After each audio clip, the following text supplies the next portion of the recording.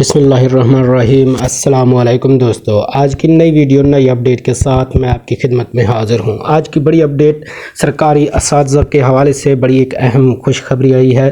اساتذہ کے لیے بڑی خوشخبری ہے، جس میں آئندہ بجٹ میں وفاق کا تعلیمی ایمرجنسی کے منصوبوں پر کام کرنے کا فیصلہ کیا گیا ہے اور ساتھ میں تعلیمی بجٹ کو بھی بڑھانے کا فیصلہ کیا گیا ہے۔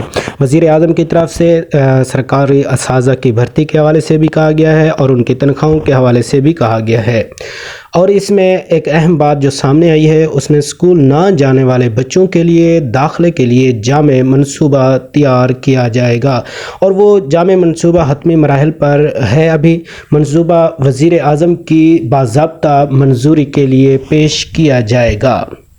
منصوبے کے لیے آئندہ 5 برس میں 25 ارب روپے کا فنڈ مختص کیا جائے گا۔ ذرائع کے مطابق کہنا ہے کہ قومی اور صوبائی سطح پر تعلیمی بحران کے حل کے لیے ٹاسک فورسز تشکیل دی جائیں گی۔ ٹاسک فورسز صوبائی نمائندوں اور شراکت داروں پر مشتمل ہوں گی، جس میں ٹاسک فورس براہ راست وزیر اعظم کے دفتر کو رپورٹ کرے گی۔ اس میں یہ بھی کہا گیا ہے کہ 2029 تک تعلیمی بجٹ کو جی ڈی پی کے 4% تک لایا جائے گا۔